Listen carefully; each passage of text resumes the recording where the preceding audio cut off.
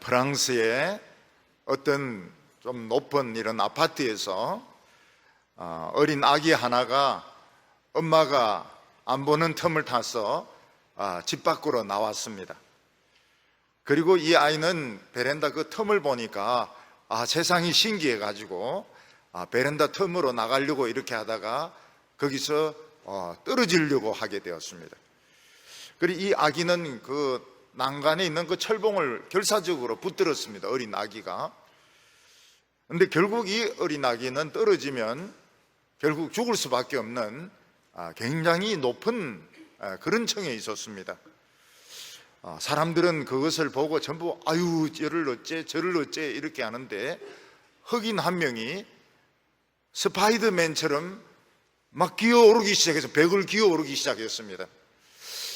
스파이더맨을 많이 본 것 같아요. 이 사람이 막 벽을 막 기어오르더니 그 아기인데 가서 아기를 딱 잡아가지고 아기를 구출한 것입니다. 그러니까 이 아기도 대단합니다. 아기도 이 스파이더맨이 올 때까지 결사적으로 이 철봉을 붙들고 있고, 이 흑인은 이 파리에 온 지 아프리카에서 파리에 온 지 얼마 안 되는데 그 자기 아이도 아닌데 그 떨어져 죽으려고 하는 아기를 보고 벽을 타고 기어 올라가지고 아기를 구출하는데 성공을 했던 것입니다. 그래서 프랑스 신문에도 막 크게 나고, 프랑스 대통령은 너무너무 고마워가지고 이 흑인을 대통령 관저로 초청을 해가지고 프랑스 시민권을 주었습니다. 감사하다고, 프랑스 어린이를 구해줘서 고맙다고 하면서 시민권을 주었습니다. 참 이 사람은 참 대단한 사람이죠. 아마 스파이더맨 영화를 많이 봐서 그런 건 아닌 것 같고 암벽을 타는 이런 기술이 있었던 것 같습니다. 우리는 어떤 사람에 대해서 저 사람은 의인이다 이런 말을 잘 쓰지 않습니다. 저 사람은 참 좋은 사람이다, 착한 사람이다 이런 말은 쓰지만 의인이다 이런 말은 쓰지 않습니다. 왜냐하면 이 의인이라는 말 속에는 자기를 희생하면서, 심지어는 자기의 생명을 희생하면서까지 남을 돕고 살리는 그런 의미가 들어있기 때문입니다. 얼마 전 우리나라 어떤 아파트에서는 자기가 사귀는 여자하고 관계가 끊어지니까 화가 나가지고 자기가 자기 아파트에 불을 질렀습니다. 그런데 이 불은 아파트에 불을 지르니까 아파트 전체에 불이 퍼지는 것입니다. 새벽 1시에 불이 막 퍼지는데 사람들은 그때가 제일 깊이 잠을 잘 때거든요. 근데 한 청년은 이제 연기를 보고 불이 난 줄 알고 자기는 이제 빠져나왔습니다. 그런데 다른 사람들은 지금 새벽 1시인데 지금 전부 다 자고 있거든요.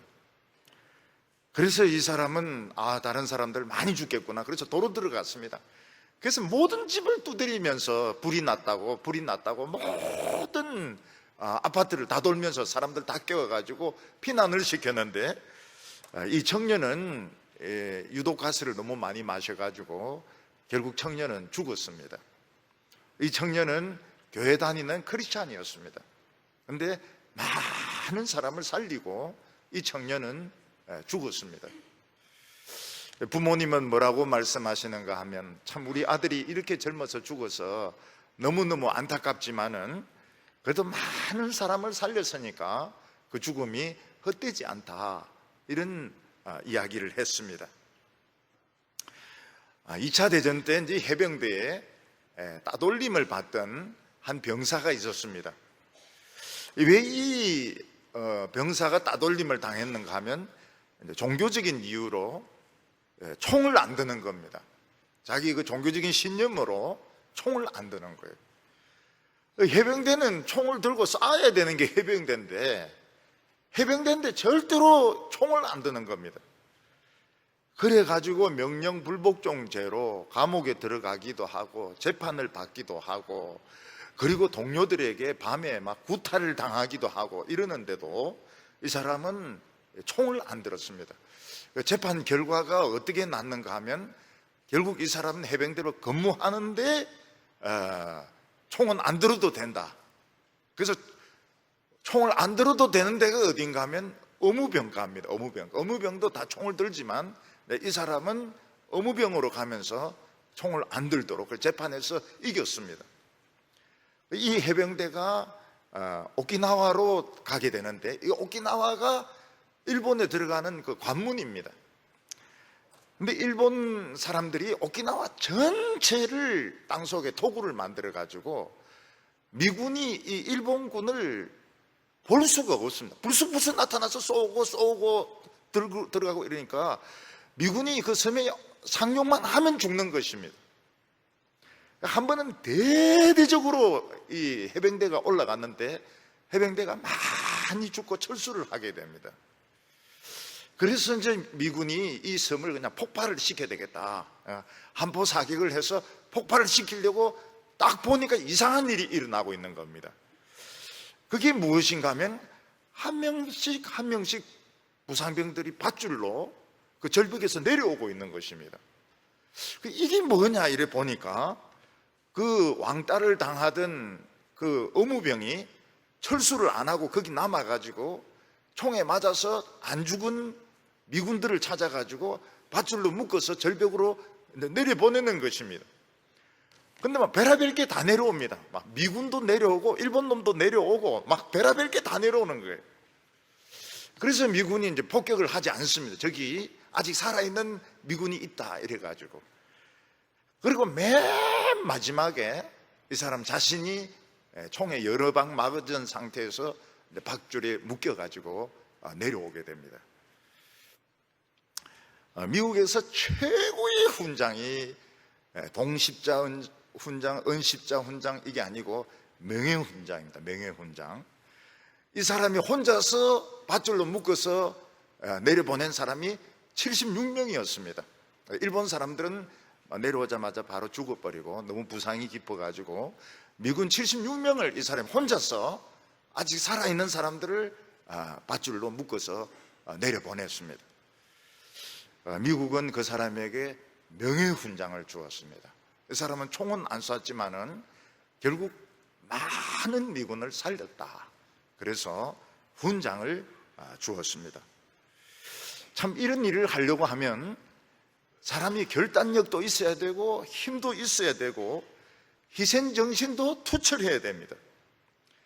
그래서 보통 사람들은 의인이 될 수가 없습니다. 보통 사람들은 남이 죽으면 자기가 죽을까 싶어서 먼저 도망을 치게 되고 본능적으로 자기만 살려고 몸을 사리게 되는데, 근데 이런 사람들은 뭐 어떻게 됐는지 간에 좌우간 자기를 희생시켜서 다른 많은 사람들의 생명을 건져낸 의인인 것입니다.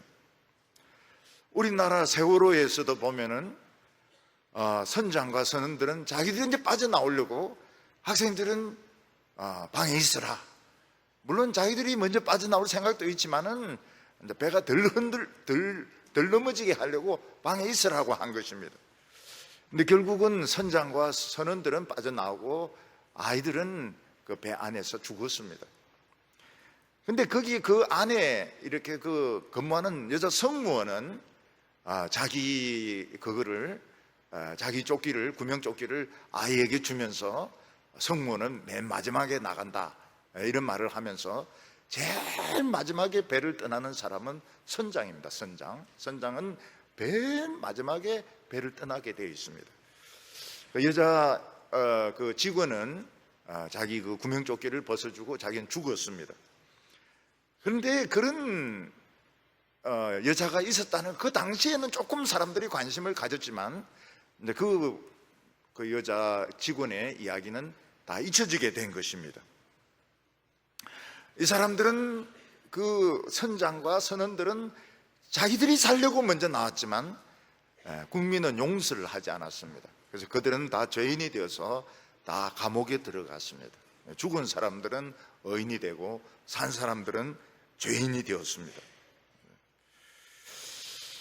오늘 우리가 의인으로 생각하는 그런 개념은 바로 다른 사람의 생명을 건지기 위해서 자기가 죽고 자기가 희생하는 사람이 의인입니다.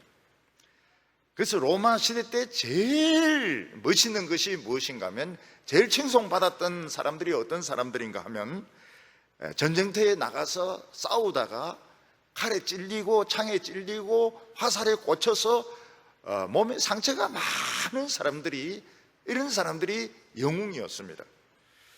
그래서 로마의 공중 목욕탕에 들어가면 막 상처투성이 군인들이 들어옵니다.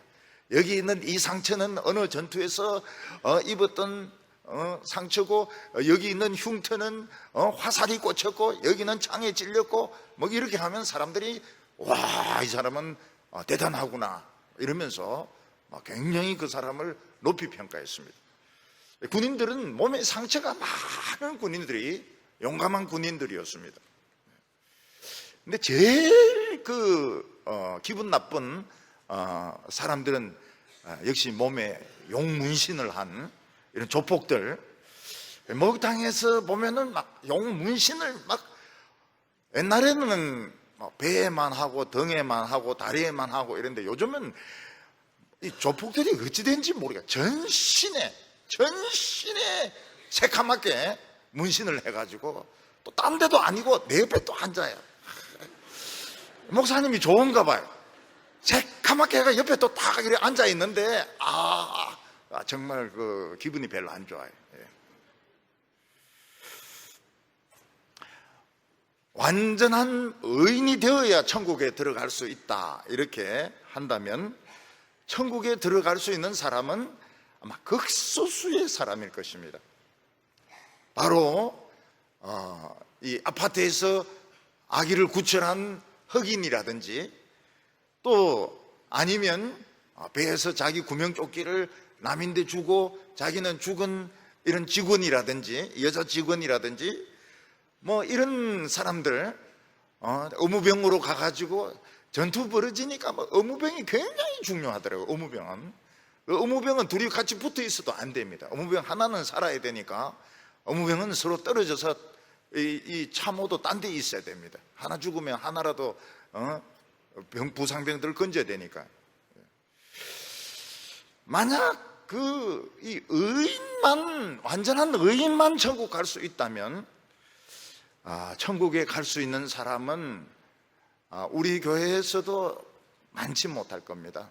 몇 명 어쩌면은 한 명도 없을지도 몰라요. 왜냐하면 우리는 그렇게 본 경험이 없으니까요. 우리 사회는 지금 정의 문제를 두고 막 싸우고 있습니다. 정의가 무엇이냐? 정의는 부자의 돈을 좀 뺏는 건 아니지만, 부자의 돈을 좀 가져와 가지고 가난한 사람들에게 나눠주는 것이다, 이렇게 주장하는 사람도 있고, 또 가난한 사람들, 노동자들 혜택을 더 많이 주게 하는 것이다, 이런 입장도 있고, 또 어떤 사람은 자신의 능력을 발휘해 가지고 부자는 더 부자가 되고 우리나라 국방을 튼튼하게 하는 것이 이게 정의다, 이렇게 생각하는 사람도 있습니다. 우리나라는 정의 문제로 싸우고 있습니다. 사실 이 모든 것이 나라가 발전하는 이런 과정에서 필연적으로 겪어야 되는 이런 과정인 것입니다. 이걸 제대로 통과하지 못하면 후진국으로 나라는 전락하게 됩니다.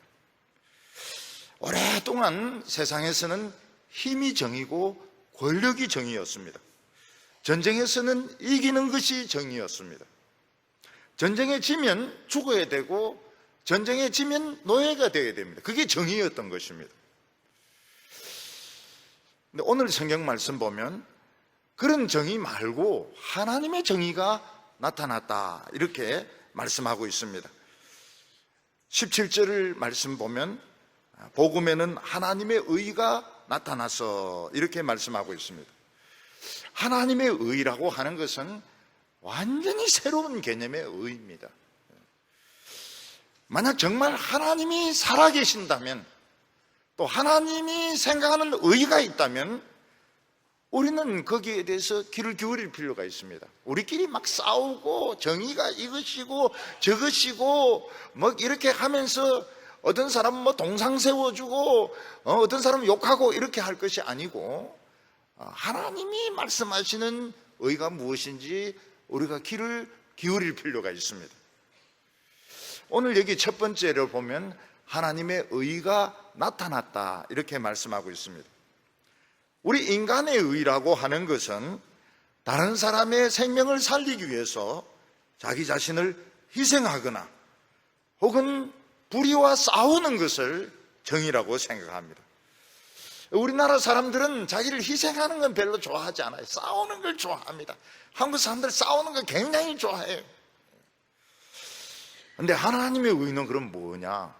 하나님의 의라고 하는 것은 자기를 희생하는 것도 아니고 불의와 싸우는 것도 아니고, 하나님의 의라고 하는 것은 하나님 앞에서 흠도 없고 티도 없는 것을 말합니다.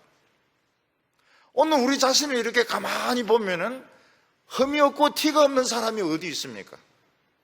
어렸을 때는 점이 없었는데 나중에 크다 보면 점이 막 생겨가지고 점순이가 되는 사람이 있어요. 점순이가.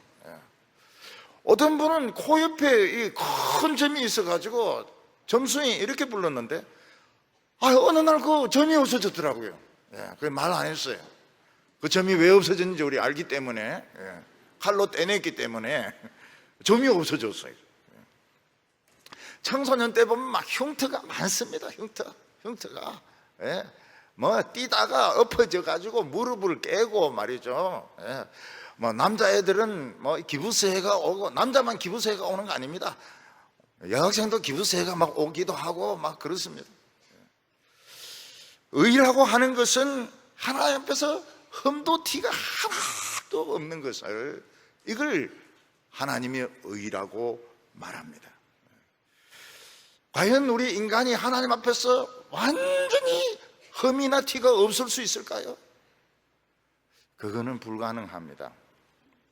왜냐하면 우리는 약속해놓고 어긴 적이 많지 않습니까?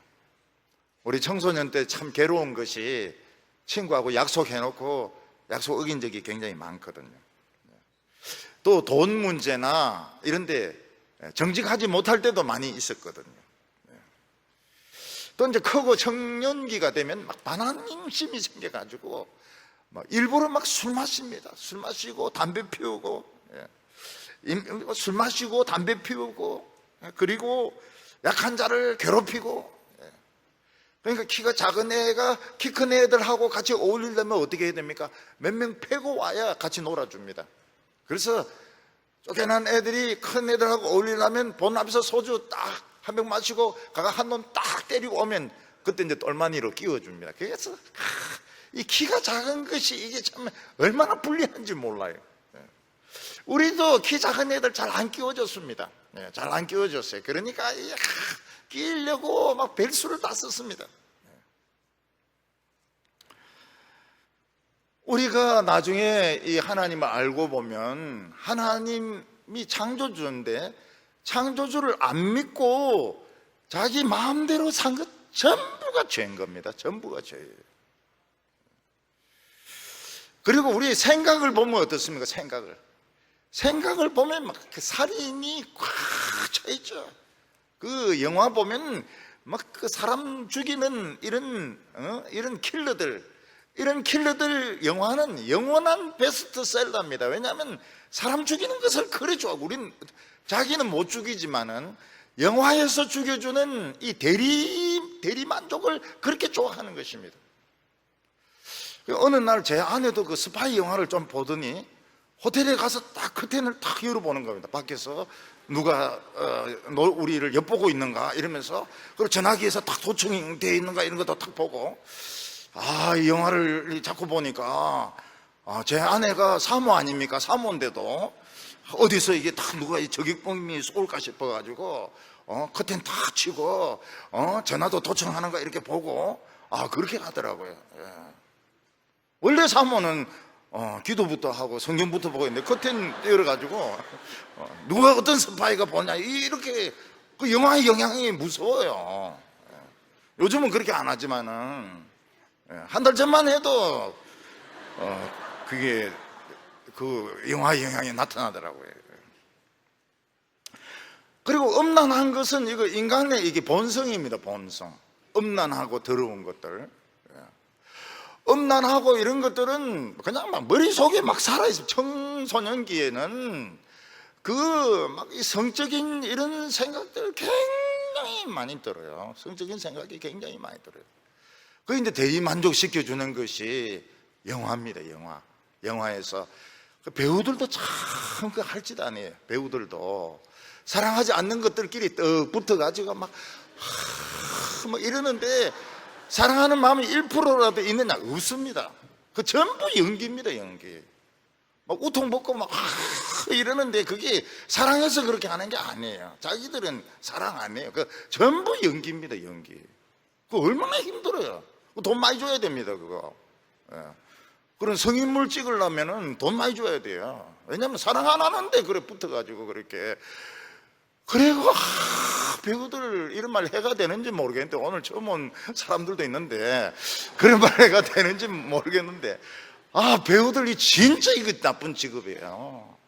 이 사람 입 맞추고 저 사람 입 맞추고 100명 입 맞추고 입이 얼마나 더러운데 입 안에 균이 이게 5만 가지 균이 다 있거든요. 5만 가지가 있다고. 5만 가지. 이게 다 죄입니다. 죄. 이게 다 죄입니다. 그래서 하나님을 안 믿으려고 그래요. 왜냐하면 하나님 믿으면 이런 짓을 못 하거든요. 이런 짓을 못 하니까 하나님을 안 믿으려고 그래요. 교회는 안 나오려고 그래요. 교회는 죽어도 안 나오려고 그래요. 이런 게 이제 자꾸 양심에 가책이 되기 때문에. 저도 대학 다닐 때 그 기숙사에 보면은 교회 다니는 사람은 극소수였습니다. 극소수. 한 명이나 두 명, 한 몇백 명이 있는데 한 명이나 두 명 정도가 주일날 성경책 가지고 교회 가지. 나머지는 전부 술이 덜 깨가지고 그래도 막 공부한다고 그러고 있어요. 밤새도록 공부하고 술 마시고 이렇게 하지 교회 가는 사람이 없어요. 교회 가는 사람이 없어요. 그런데도 교회 간 그 학생 하나가 얼마 전에 우리 교회 왔잖아요. 우리 교회 와서 선교 특강하러 왔잖아요. 새벽 기도 때 내 깨우러 온 그 학생 최장수가 우리 교회 왔잖아요. 최장수니까 얼마나 오래 살겠습니까? 지금 이제 60인데 뭐 한 200살까지 살지 몰라요. 그래서 그 이야기를 했습니다. 제가 그때 너 이름대로 살려고 그러면 굉장히 오래 살아야 되겠네 뭐 이러니까 몰라 뭐 아버지가 그래 지어줬는데 뭐 얼마나 살지 모르겠어. 그런데 보니까 똑같아요. 옛날하고 똑같아요. 나는 박사 깠는데 지는 똑같아요. 그 이면수 선교사라고 북한에서 그 2년 붙들리가 온 그 선교사 중등부 때 내 친구거든요. 그때 참 잘생겼어요. 진짜 잘생겼어요. 그리고 그때도 막 남의 일은 막 적극적으로 나서고 막 그러더라고요. 근데 지금은 늙어가지고 못생겼어요. 엄청 못생겼어요. 그래서 어떤 분은 막 저희한테 위로를 하면 북한에서 시달려서 그렇지 않겠느냐 막 이런데 시달리기 전에도 못생겼어요.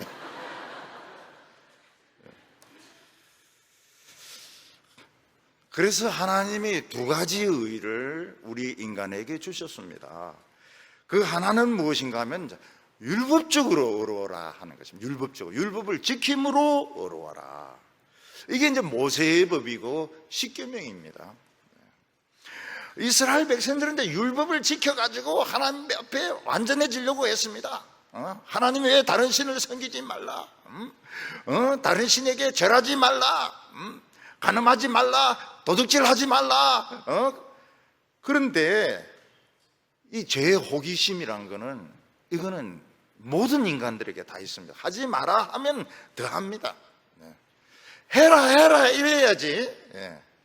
해라 이래. 우리 교회도 이름이 헤라가 있습니다. 헤라가 결혼 안 했지. 헤라는 알아서 해라. 했구나. 나라가 결혼 안 했구나. 알아서 해라. 알아 결혼하고 헤라 결혼하고 나라가 안 했구나. 해라 이렇게 해야 안 하지. 하지 마라. 게임 하지 마라. 친구 부르지 마라. 그러면 합니다. 왜냐면 너무 이게 하고 싶어가지고. 하지 마라 그러면 더 하고 싶은 거예요. 일본 만화 보지 마라. 일본어를 공부합니다. 일본어로. 근데 그런 사람이 있어요. 일본어를 만화로 공부한 사람이 있어요. 만화로. 우리 집에도 일본어를 만화로 공부를 했는데요. 그 만화로 공부하면 어른들이 쓰는 말을 못하네. 뭐 애들이 쓰는 말이거든요. 애들이 쓰는 말이 달라요. 애들이 쓰는 말이 짧게 이렇게 합니다. 그래서 어른들이 쓰는 말을 못해요. 호기심. 열쇠 구멍이 있으면 딱 그걸 들여다보고 싶은 호기심. 사람 옷 갈아입고 입을 때 보고 싶은 호기심. 그 남자들 중에서 여자들 그 샤워하는 거 보고 싶어가 담 넘어갔다가 붙들린 사람들이 여러 명이 있어요. 여러 명. 뭐 때문에 그 치마 밑에 그 몰래 카메라 설치해 가지고 치마 밑에 그 뭐 볼 게 뭐가 있다고 말이죠. 그 몰래 카메라 설치해 가지고 요즘은 다 걸리는 겁니다. 스마트폰 딱 이래가 찍었다가는 그거 다 옆에 사람들이 다 보기 때문에 다 걸리는 거예요.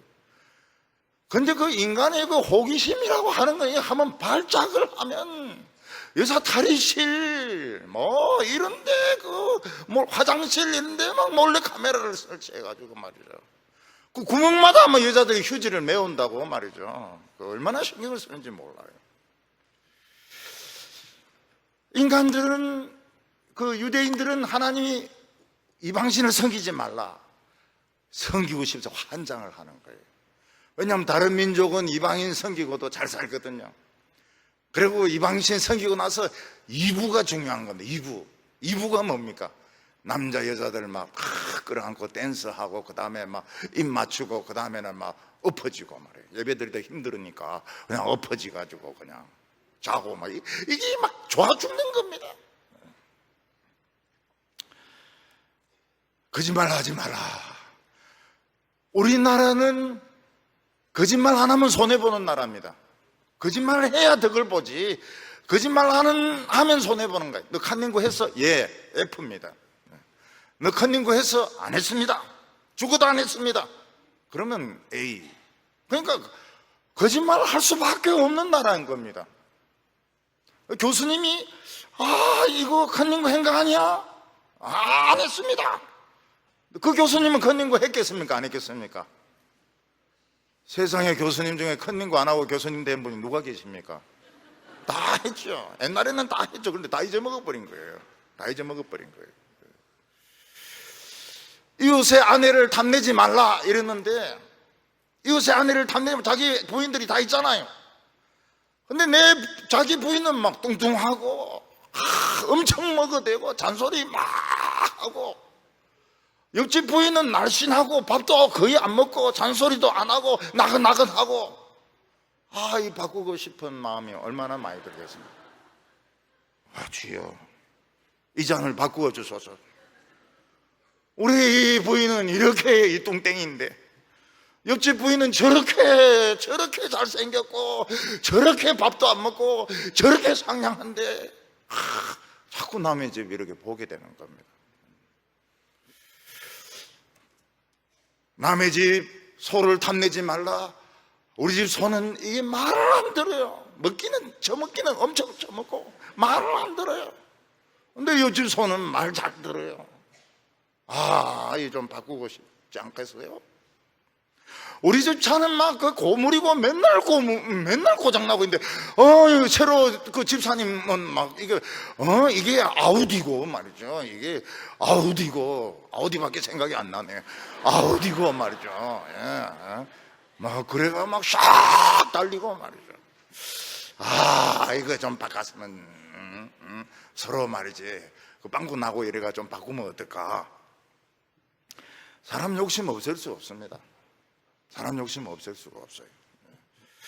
사람은 오히려 욕심을 부려야 성공을 합니다. 그러니까 십계명을 지킬 수가 없는 거예요. 율법을 지킬 수가 없는 것입니다. 욕심을 내야 돈을 모을 수가 있습니다. 욕심을 안 부리는 사람은 맨날 가난해요. 맨날 비전이 없어요. 이스라엘 백성들이 율법을 지킬 수 있는 방법은 하나밖에 없었습니다. 우리를 애굽에서 건져주셔서 감사하다, 무조건 감사하다. 살아있어서 감사하다, 무조건 막 감사. 그러면 이제 욕심을 덜 부립니다. 죄도 덜 부립니다. 그런데 뭔가 의욕을 가지면 죄를 짓게 돼 있어요. 어떤 부자 청년이 예수님을 찾아와서 물었습니다. 내가 어떻게 하면 영생을 얻겠습니까? 그때 예수님이 율법을 지키느냐 물어봤습니다. 난 다 지켰습니다. 전부 다 지켰습니다. 부모를 공경하라, 도둑질을 하지 마라, 거짓말 하지 마라, 탐내지 말라, 다 지켰습니다. 거짓말이었습니다.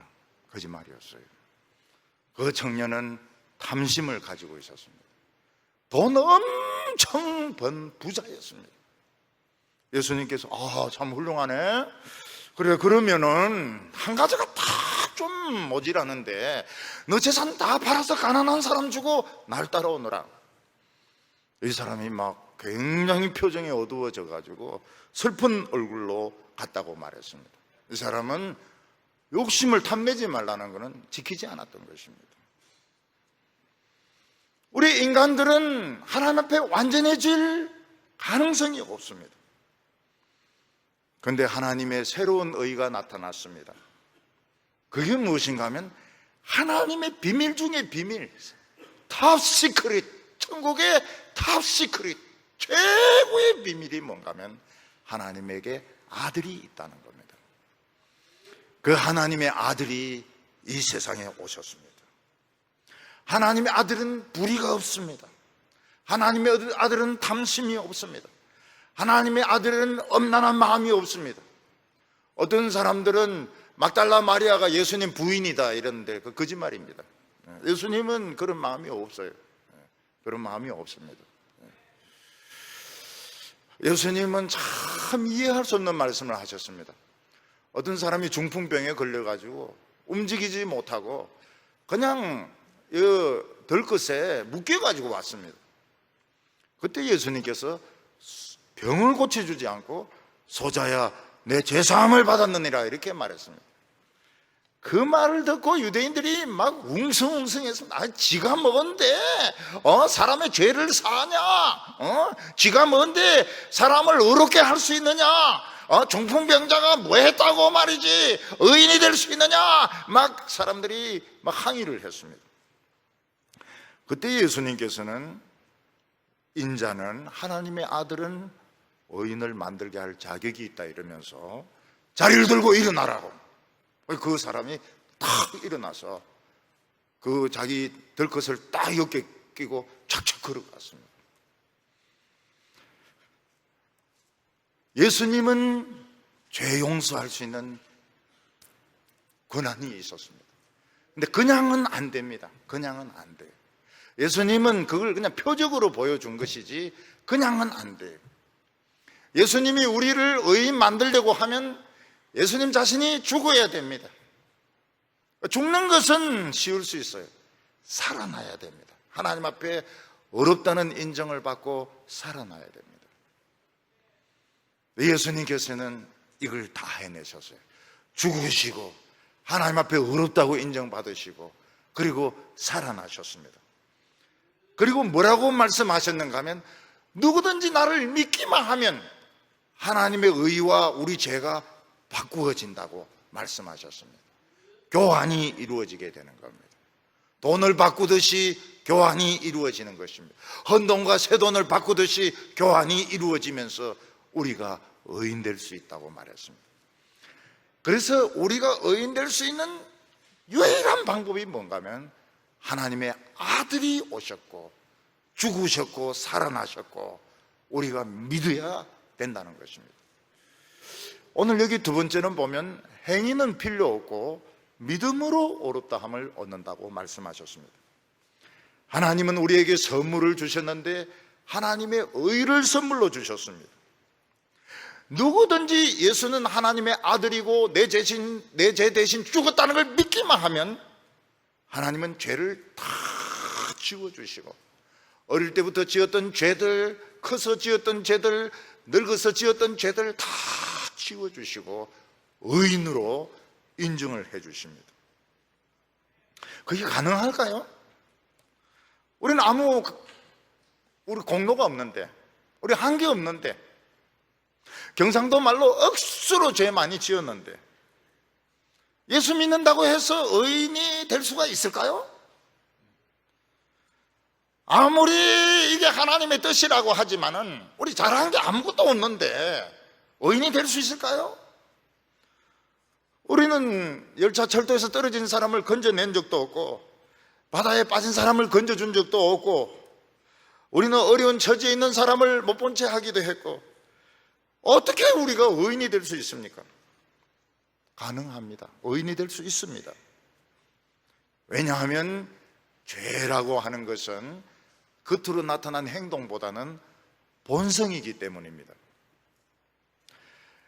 인간은 하나님과 관계가 끊어지면서 죄에 대한 면역성이 없어졌습니다. 항체가 없어졌습니다. 다른 말로 표현하면 죄의 에이즈에 걸린 것입니다. 그래서 인간은 몸속에 죄의 암세포가 자라고 있습니다. 아무리 인격이 고상하고 교양이 있는 사람이라 하더라도 그 안에 암세포가 있습니다. 우리 전부 암세포가 다 있습니다. 단지 면역성이 그것을 누르고 있는 것입니다. 그래서 암에 안 걸리는 거예요. 암세포는 다 있습니다. 면역성이 떨어지면 어떻게? 밥을 너무 적게 먹으면 이 암에 걸려요. 어떤 여학생은 좀 몸이 안 좋아가지고 주사를 맞았는데 비만이 왔습니다. 폐 쪽에 병이 있어가지고 주사 맞았는데 비만이 왔어요. 이 학생이 한 것이 뭔가 하면 한 끼 먹는 겁니다. 한 끼. 한 끼를 많이 먹어요. 한 끼를 많이 먹어요. 그러니까 한 번에 3끼를 먹는 겁니다. 그리고 그걸 다 토해내는 거예요. 근데 그게 살이 될까 두려우니까. 그러니까 한 끼를 폭식을 하고 토해내고 폭식하고 토해내고 나중에 이 사람이 건강검진 받아보니까 위암2기라는 거예요. 위암2기. 자기가 굉장히 후회가 된다고 그래요. 그러니까 벌써 막 토해내고 이러면서 이제 면역성이 떨어져가지고 암이 생겨버린 것입니다. 요즘 사람들은 스트레스를 많이 받지 않습니까? 스트레스를 많이 받지 않습니까? 스트레스를 받으면 면역성이 확 떨어집니다. 그럼 담배 안 피워도 폐암입니다. 술 안 마셔도 간암입니다. 췌장암, 심심하면 췌장암입니다. 췌장암, 췌장염, 심심하면 고기 안 먹어도 대장암입니다. 면역성이 있다. 그 다음에 혈액암 같은 거. 그래서 제일 결혼할 때 뭘 봐야 되는가 하면 스트레스 안 받는 사람, 천하태평하고 결혼하면 그 사람은 잠깐 암은 안 걸립니다. 행복하진 않을지 몰라도 아무 생각이 없고 이런 사람들은 오래 살아요. 왜냐하면 스트레스를 안 받으니까요. 아프리카는 에이즈가 얼마나 퍼져가지고요, 사람들은 에이즈를 모릅니다. 그냥 감기인 줄 알고 죽어요. 근데 딱 한 명이, 청소년 한 명이 발표를 했습니다. 나 에이즈라고. 난 태어날 때부터 에이즈라고. 거기서부터 전 세계가 반응을 하게 됩니다. 아프리카의 에이즈는 심각한 문제다. 지금 복균자가 1000만 명이 넘는다. 엄마에서부터 태어나면서부터 에이즈 환자다. 그래서 약을 막 보내고 이러는데, 지금 아프리카 그 한 명입니다. 한 명. 소년 한 명이 자기가 에이즈 환자라는 걸 밝힌 겁니다.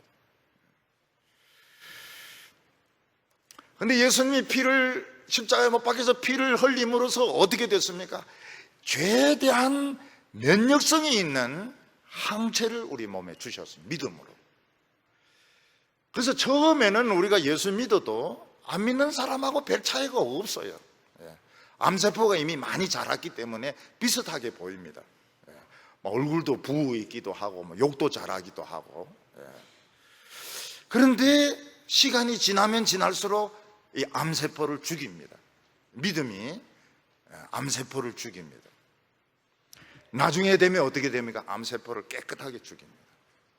이게 의인이 되는 비결입니다. 사람이 이 예수를 안 믿으면 수치심이 없어요. 오늘 우리 시대에는 보면 부끄러움이란 게 없습니다. 앞으로 사전에 없어질 겁니다. 부끄러움이란 단어가 없어질 겁니다. 그 대신 부끄 이러면서 나올지 모르죠. 요즘 막 너무 약자를 많이 쓰니까 무슨 말인지 모르겠어요. 부끄 이렇게 웃는 것도 크크 이렇게 하 이래 웃는 사람은 없어요. 크크 이렇게 웃습니다.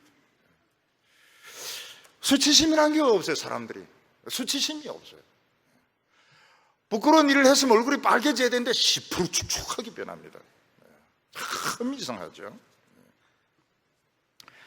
왜냐하면 양심이 경화가 일어난 겁니다. 양심 경화가 일어났어요. 양심이 경화되면은 사람이 수치심이 없습니다. 인간이 아닙니다. 인면수심이라고, 얼굴은 사람 얼굴이지만 그 마음은 짐승의 마음입니다. 그런데 우리가 예수 믿으면 양심이 말랑말랑하게 살아납니다. 어떤 때는 양심이 막 너무 시도 때도 없이 살아나는 바람에 막 늘 수치심을 느낍니다. 늘 수치심. 옛날에 회개했던 거 또 회개하고 또 회개하고 또 회개합니다. 왜냐하면 자꾸 부끄럽고 미안하니까요. 저도 막 옛날에 지은 죄들 막 회개하고 또 회개하고 생각날 때마다 회개합니다. 시도 때도 없이 막 이 양심이 막 살아가지고 소리를 지르니까요. 그래서 예수 믿으면 이 죄에 대한 면역성이 생기고 양심이 살아나게 됩니다. 양심이 믿을 수가 있어요. 그리고 하나님은 우리를 아들로 입양을 시켜줍니다. 진짜 아들은 아니에요. 진짜 아들은 예수님 한 분밖에 없습니다. 우리는 양아들입니다. 양아들이지만은 친아들과 똑같습니다. 똑같아요.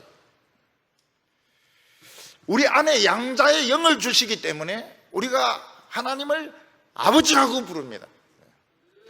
처음에 결혼했을 때 제일 어려운 것이 뭔가 하면 그 장모님을 어머니라 부르는 게 굉장히 어려워요. 어머니, 그게 너무 입에서 안 나옵니다. 그 속으로 왜 내 어머니일까? 나를 낳지도 않는데 왜 어머니일까? 다행히 아버지는 없었어요. 돌아가셨으니까. 한 명밖에 없어가지고 그래도 좀 덜 힘들었습니다. 아버지, 요즘은 막 결혼도 안 했는데 아버지 인사드립니다. 내가 왜 너 아버지야? 아버지, 저 결혼할 거니까 아버지입니다. 뻔뻔스럽죠? 패지게 됩니다. 그런 거. 천지의 주인이신 하나님이 우리 아버지입니다. 양아버지지만 진짜 아버지하고 똑같습니다.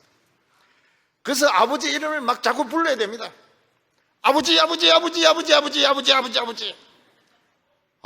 전에 어떤 분이 기도하면서 얼마나 아버지를 부르면서 기도하는지 아버지.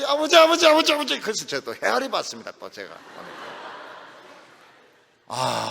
그건 한 70몇 번 부르더라고요. 기도하면서 아버지 숨 넘어가듯이. 내용은 숨 넘어가는 내용이 아닌데 좋은 이름이죠. 누가 뭐라 그러겠어요. 자기 아버지 부르는데 뭐라고 말하겠습니까? 그래서 예수님이 그랬습니다. 아버지라고 불러라고. 하나님을 아버지라고 불러라고. 그래서 기도할 때 신이시여 이러는 거 좋지가 않습니다. 무슨 신입니까 이게? 무슨 신입니까 이게? 이게 무슨 신발입니까? 하나님을 아버지라고 부를 수 있는 거. 여러분, 청소년 때 어려울 때 기도할 대상이 있다는 거 얼마나 다행인지 모릅니다. 저는 우리 교회 청소년들에게 수능시험 보기 전에 매 과목마다 기도해라고 그럽니다. 다 그렇게 해요. 과목마다 기도를 합니다. 왜냐하면 듣는 것이 이게 기계가 고장이 날 수도 있고 또 잘못하면 또 비행장 옆에 있는 학교에 가서 막 영어 들으려고 하는데 비행기가 와 올라갈 수도 있고 그럴 수도 있기 때문에 또 옆에 놈이 막 콕콕 쑤시면서 답안 보여달라고 할 수 있기 때문에 미리 기도를 합니다. 옆에 연필로 쑤시는 사람 한 명도 없더라고. 그런 애가 있으면 천사가 그냥 쑤시도록, 영어가 잘 들릴 수 있도록, 그리고 모르는 문제 있으면 빨리 넘어가라고 이야기합니다. 모르는 문제 가지고 막 씨름하면은 그 시간 다 가거든. 우리에게 죄의 습관이 있는 건 어떻게 하면 그거는 어쩔 수가 없습니다. 그거는 그 원리가 있지 않습니까? 기차가 이렇게 달리다가 그 브레이크 잡아도 쫙 밀려가지 않습니까? 자동차도 마찬가지입니다. 자동차도 쫙 밀려갑니다. 근데 자동차 좋은 게 거기 틀리더라고요. 자동차가 좀 가격이 싼 거는 쫙 밀려가지 않습니까? 근데 좀 좋은 자동차는 안 밀려요. 싹 주저앉습니다. 쫙 주저앉으면서 딱 씁니다. 그게 틀리더라고요. 그게. 물론 딴 것도 많이 틀리죠. 에어컨도 틀리고 뭐도 틀리고 이러지만은 보니까 그 서는데 그냥 그 자리에서 쫙 주저앉아요. 근데 조금 가격이 덜한 것은 그 차는 돈만큼 가는 겁니다. 돈만큼 가요. 쫙 밀립니다. 밀리가 쿵 닿잖아요. 그러면 앞에서 또 막 쌍심지키고 나가지고 눈이 있나 없나 막 이렇게 보면 알지, 내 눈 달고 있지 뭐 이래. 옛날에는 막 싸웠는데 요즘은 이제 보험이 와서 이제 해결을 하죠. 이 관성의 법칙이 있어가지고요, 죄가 금방 안 없어집니다. 어떤 사람은 담배 보고 이럽니다. 내 이 담배 다시 피우면 개다. 친구 보고 주면서 내 이 담배 다시 피우면 개다. 근데 한 가지만 줄래? 그렇게 이야기합니다. 너 개라고 그랬지? 한 번만 개하지 뭐. 요즘 뭐 개도 뭐 굉장히 대접받고 이러는데, 로이드 존스라고 하는 영국 목사님은 막 설교를 했습니다. 술이 죄라고, 월급 받아가지고 막 술 마시고 말이지, 애들은 막 굶고 더러운 옷 입고 다니고 부인들은 막 고생하고 이 죄라고, 술 다 끊으라고, 술병 내 인데 다 가지고 오라고. 교인들이 거의 감동받아가지고 술을 목사님 방에 다 가지고 온 거예요. 목사님 방에 술병이 수백 개가 있습니다. 수백 개가. 다시 술 마시면 개다 이러면서 막 다 갖다 준 거예요. 목사님이 다음에 이사를 갈 때 그 술 가져갔겠습니까? 안 가져갔겠습니까? 다 가져갔습니다. 내 같으면 그거 안 가져갈 텐데 그걸 왜 가져가겠어요? 그거 다 깨버리지. 또 가져갔어요. 밤에 또 혼자 마시려고 그러시나? 그럴 리는 없는데. 근데 우리가 예수 믿으면 하나님께서 우리의 인생을 자꾸 쓰기 시작합니다. 입을 써서 참 좋은 말 하게 하시고, 손을 써서 음악을 연주하게 하시고. 옛날에 막 이 음악 가지고 막 베토벤 모차르트 얼마나 신경질 납니까? 그게 제대로 돼야 말이죠. 모차르트, 베토벤, 벌써 막 이름 자체가 말이죠. 쇼팽. 그리고 막 피아노 선생님들이 막 또 손가락 막 자로 막 때리고 이러면은 막 죽이고 싶어요. 근데 이제 찬송가 치고 말이죠. 찬송가 얼마나 은혜스럽습니까? 좋죠. 은혜스럽죠. 보통 이 바이올린이나 피아노가 어릴 때 천재들 있지 않습니까? 천재들. 어릴 때 천재들이 문제입니다. 겁도 없이 세계 1등 합니다. 세계 콩쿠르대에서 1등을 합니다. 막 이래가 1등 합니다. 그리고 마음속에 이제 강박증이 늘 잘해야 된다. 나중에 어떻게 됩니까? 아무것도 못하. 폐인이 돼버립니다. 집 밖에 못 나와요. 피아노 건반을 만지지도 못합니다. 그때 이제 상담이 필요합니다. 상담이. 이제 목사님의 이런 사람이 그 어려운 곡을 자꾸 하려고 하지 마라. 어려운 곡 하지 말고 내게 강 같은 평화 그거 연주하고 뭐 쉬운 복음송 그거 하면서 눈물 흐르면서 다시 이제 이 사람이 대가가 됩니다. 그래서 어렸을 때 전 세계에 뭐 1등하고 이런 사람들이 좋은 게 아니에요. 공부도 지금 막 1등하고 이게 좋은 게 아니에요. 야구 선수도 고등학교 때 1등하고 이런 애들은 어깨가 다 다쳐가지고요, 나중에 이거 잘 못해요. 기본기 그냥 키 쑥 크고 힘 있고 이게 좋은 것이지 나중에 이게 좋지가 않아요. 막 젊었을 때 막 너무 머리가 좋고 천재고 이런 사람들 나중에 다 병신됩니다. 치매가 빨리 와요. 내가 누군지 몰라요.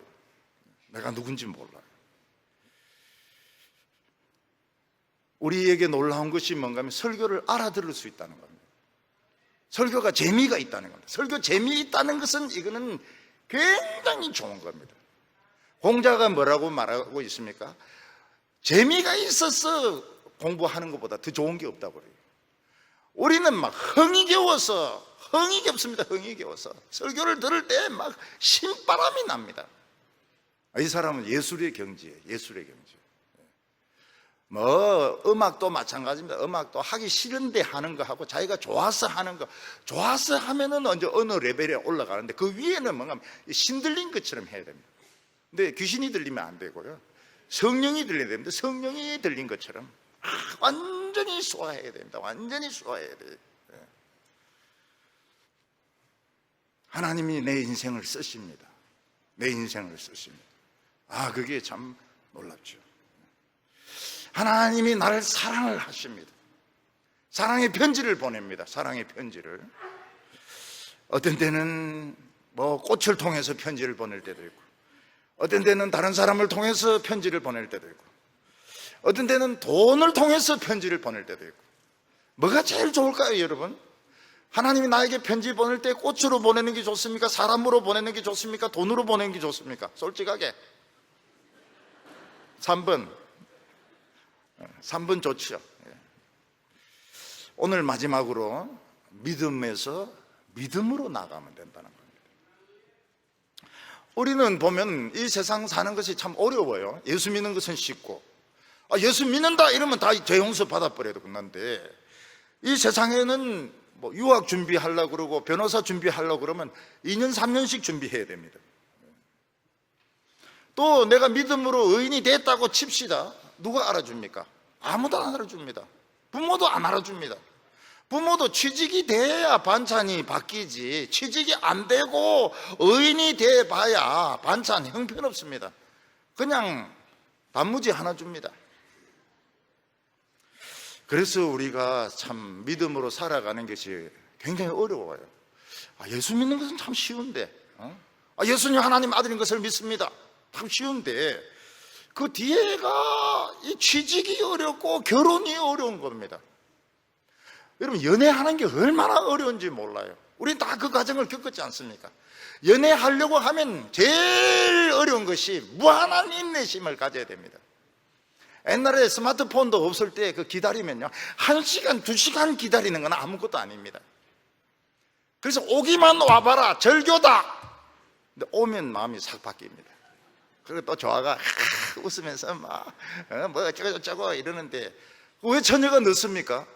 눈치 보고 온다고. 집에서 나가지 말라고 이러는데, 이 눈치 보고 저 눈치 보고 이러다 나중에 이제 거짓말 해가지고 이제 겨우 빠져나왔는데, 그러니까 이 1시간이 늦는 거예요. 1시간이.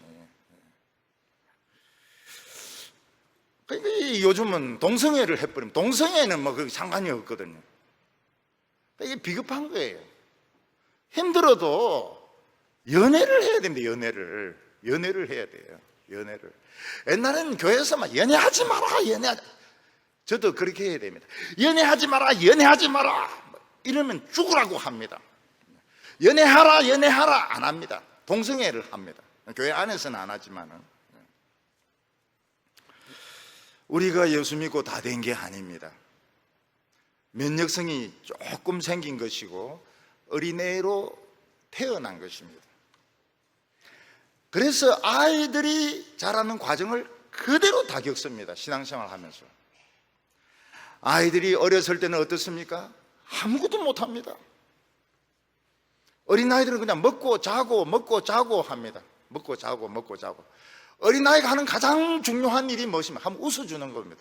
애가 한번 까르르 웃어주면 부모가 막 굉장히 좋아하죠. 할아버지 할머니는 넘어갑니다. 잠시 기절합니다. 우리 손자 손녀들 까르르 애가 막 웃어주고 이러면 막 그게 이제 전부예요. 예수 믿는 사람도 마찬가지입니다. 말씀 듣고 막 기뻐하고 좋아하고 막 신나가지고 막 교회 오고, 이게 전부입니다. 전부예요. 뭐 더 이상 필요 아무것도 없어요. 근데 조금 크면은 이제 청소년이 되면 질풍노도의 시기가 오지 않습니까? 우리나라 청소년들은 착한 편입니다. 우리나라 청소년들은 진짜 착해요. 미국 청소년, 영국 청소년, 이거 폭탄입니다. 폭탄. 막 팍팍 말을 쏘고 막 부모하고 막 싸우고 집 나가고, 남자만 그런 거, 여자도 똑같이 그렇게 합니다. 똑같이 그렇게. 왜 그런가 하면 자기를 찾으려고 그러는 거거든요.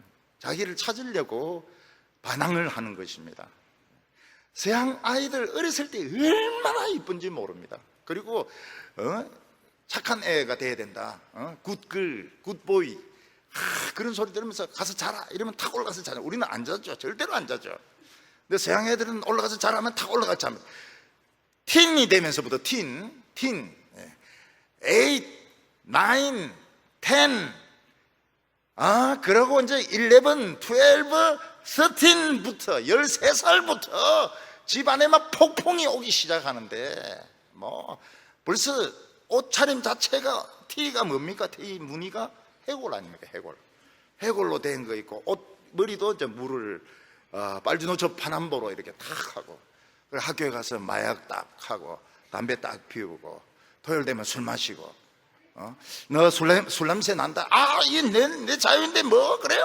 막 이러면서 신경질을 막 내고 문 팍 닫고 이제 집에 들어가지고 BTS 음악 듣고 막 이렇게 하고. 그 10대가 이제 빨리 넘어가야 되는데. 근데 교회도 마찬가지입니다. 청소년기가 되면 환란이 오기 시작합니다. 뭐 얼마나 환란이 많이 오는지 정신을 차릴 수가 없어요. 교회가 진짜 좋았거든요. 교회 봉사가 너무 좋았거든요. 근데 막 환란 풍파가 막 오기 시작하는데 뭐 참 집에 막 온갖 별 희한한 어려움이 다 생깁니다. 이게 청소년기입니다. 청소년기. 모세는 청소년기가 40년이었습니다. 그 바로의 왕궁에서 가출해가 40년 동안 사람 하나 죽이고 돌아다닙니다. 40년을 청소년기를 보낸 겁니다. 질풍노도의 시기죠. 질풍노도의 시기죠. 다윗도 사울에게 쫓겨가지고 막 질풍노도의 시기를 보내었습니다. 저 왕에게 거역한 놈이고 저거는 아주 배신자고 막 이러면서 정말 도망 많이 다녔습니다. 질풍노도의 시기죠. 저도 이렇게 보면 지금은 얌전하게 보이지만 청소년기 때는 좀 무서웠던 것 같아요. 하도 좀 어릴 때 굉장히 얌전했거든요. 청소년기는 죽으라고 말 안 듣는 시기 아닙니까? 죽으라고 말 안 듣는 시기거든요. 그걸 빨리 이해를 해줘야 됩니다. 이해를 해줘야 돼요. 이제 청년기가 되면 이제 돌아옵니다. 돌아와가지고 열정으로 순수함으로 하나님 일을 하는데 막 능력이 쏟아져요. 모세는 바로인데 가가지고 붙어가지고 막 기적이 막 일어납니다. 그때는 복음밖에 몰라요. 사도 바울은 그냥 복음을 들고 막 전 세계 돌아다니면서 막 두드리 맞기도 하고 뭐 옥에 갇히기도 하고 뭐 아무것도 모르고 그냥 막 복음밖에 모릅니다. 귀신 쫓아내 버리고 말이죠. 귀신 쫓아내도 안 나가면 막 패가지고 쫓아버리고 말이죠. 그런데 이 청소년기가 오래 가지 않습니다. 왜냐하면 청소년기는 굉장히 그 불안정, 언스테이블해요. 언스테이블. 그래서 여자도 모르거든요. 여자를 몰라요. 남자도 모르고. 그러니까 막 남녀가 어울려가지고 막 하나님 일을 하고 돈을 모릅니다. 돈을. 그냥 미래에 대해서 어떤 자신의 그 커리어 이런 거 생각 안 해요. 학벌 같은 거 생각 안 해요. 그냥 자원봉사하고 아프리카에 가고 뭐 시골에 가서 의료봉사하고 막 그냥 미친 듯이 하나님의 일을 합니다. 근데 어느 순간 체력이 떨어져요. 체력이 떨어지고 아이들하고 자기가 나이 차이가 많이 난다는 걸 알게 됩니다. 저는 저 어린이들 설교는 지금 어린이 설교가 제일 어려워요. 어린이 설교. 나이 차이가 너무 많이 나니까요. 다행스러운 것은 어린이들이 내가 나이 들었다는 걸 모른다는 사실입니다. 청소년 설교도 어려워요. 근데 청소년도 몰라요. 내가 나이가 들었다는 걸 모릅니다. 제가 아는 한 목사님이 내보고 청소년 설교 와다. 미쳤나 내가 지금. 나이가 지금 몇 살인데 말이죠. 이 장년기는 옛날 같은 힘이 없습니다. 힘이 없어요. 열정이 없어요. 그러나 지혜가 있습니다. 그 조직을 이걸 만들 수가 있어요. 그러니까 똑같습니다. 근데 이 장년기가 제일 넘어지기 쉽습니다. 청년기도 넘어지기 쉽고요. 청년기도 요한 웨슬레라고 하는 그 사람하고 그 동생이 있습니다. 동생. 그 여자 문제 가지고 싸워요. 둘이가 싸우는데 그걸 이제 화해를 시켜줍니다. 친구가. 이 장년기 옛날로 돌아가고 싶어요.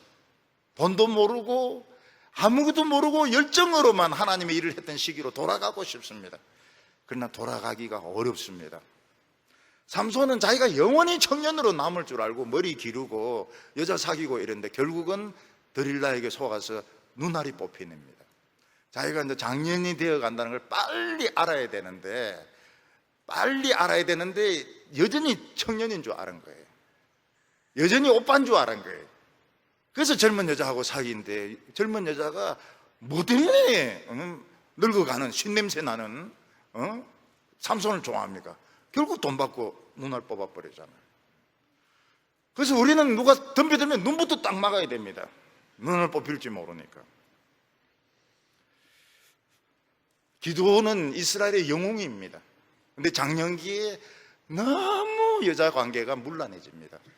그래서 아들이 70명이에요. 첩의 아들이 또 하나 있습니다. 한 여자가 70명을 낳았다고요? 이게 뭐 지금 진주 압니까? 토끼인 줄 압니까? 여자가 많았던 거예요. 물론 모두는 좋을 수 있습니다. 남편 죽은 여자들 내가 다 구원해 주겠다. 여자 저 여자 자식이 70명인데 첩이 난 애들이 70명을 다 죽입니다. 그러니까 이 늙어서 사람이 참 깨끗하게 산다는 게 어려워요. 늙으면 죄지기 쉬운 겁니다.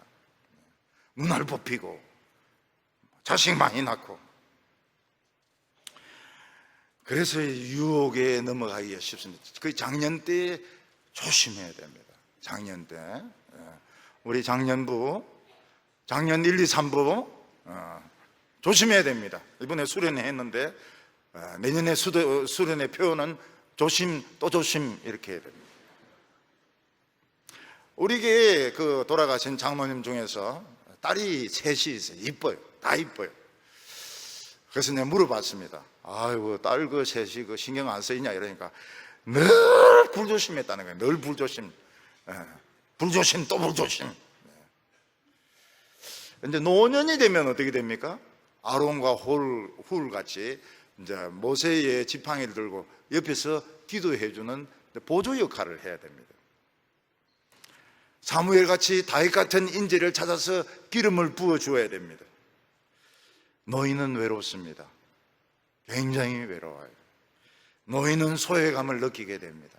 너무너무 소외감을 느끼게 됩니다. 우울합니다. 젊은 사람들은 노인들이 무슨 말 한마디 하면 또 꼰대가 캐캐 먹은 소리 하네 이렇게 말합니다. 노인들은 가르쳐 주려고 하는데 젊은 사람들 그걸 원치를 않아요. 왜냐하면 자꾸 정답을 이야기해 주는데 젊은 사람들 정답이 필요가 없다는 거예요. 정답은 우리가 트라이 해가지고 우리가 찾겠다는 거예요. 노인들은 그냥 입 다물고 가만히 있으라는 겁니다. 답을 알아요. 답을 알고 있지만은 꼰대라는 거예요. 잔소리 한다는 거예요. 그래서 노인들은 젊은 사람들이 막 뻔히 잘못해도 그냥 보고만 있어야 됩니다. 보고만 있어야 됩니다. 보기 싫으면 굴로 들어가든지, 굴은 제가 몇 개 소개해 줄 수 있습니다.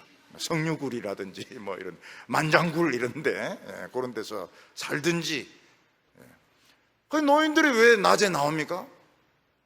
아들 출근하고 며느리 혼자 하고 있는데 둘이 어떻게 있습니까? 며느리하고 둘이 어떻게 있어요? 그리고 어떻게 세 끼를 얻어먹을 수 있습니까? 한 끼는 적어도 무료급식을 해야죠. 그러니까 이 노인들이 그 롯데 그 어드벤처 밑에 한 200명 정도 모이는 겁니다. 노인들. 우리는 그러면 어떻게 해야 됩니까? 노인이고 뭐고 필요 없어요. 믿음으로 살아가면 됩니다. 노인이라고 생각하지 마세요. 믿음으로 그냥 살아가면 됩니다. 사람들이 김영석 씨 보고 나도 100살처럼 살겠네 속지 마세요. 그 한 사람만 그렇다고요. 다들 빨리 죽습니다. 우리는 믿음으로 하루하루 믿음으로 살아가면 됩니다. 청년 같은 마음을 품고 믿음으로 살아가면 됩니다. 의인은 오직 믿음으로 말미암아 살리라. 전쟁이 오고 있습니다. 나귀가 다 뺏기고 소가 없어집니다. 오양간에 소가 없어집니다. 그런데 하나님은 이걸 우리를 깨끗게 하는 것이란 걸 알고는 믿음을 가지게 됩니다. 오늘 우리나라에 지금 많은 고난이 오고 있습니다. 뭐 러시아 비행기가 날랐다, 중국 비행기가 날랐다, 뭐 일본이 뭐 무역 수출 규제를 한다. 다 우리를 지금 하나님이 연단하고, 이 꼭 필요합니다. 이 과정이 없으면 뭐 민노총 그리고 뭐 정치 개판됩니다. 개판돼.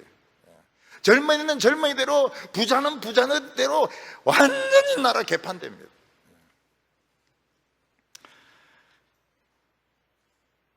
우리는 다른 사람이 욕해주면 고맙다고 하시기 바랍니다. 믿음으로 사는 자는 수치를 당하지 않는다고 했습니다. 장년기에 실패하지 말아야 되는데 참 어렵습니다. 너무 신발이 미끄러운 거예요. 장년부가. 돈은 있죠, 지위는 있죠, 할 거는 없죠. 이거 미치는 거예요. 우리 성도님들, 이 세상에 영웅이나 의인은 될 수 없지만은 하나님이 인정하는 의인이 다 되시기를 바랍니다.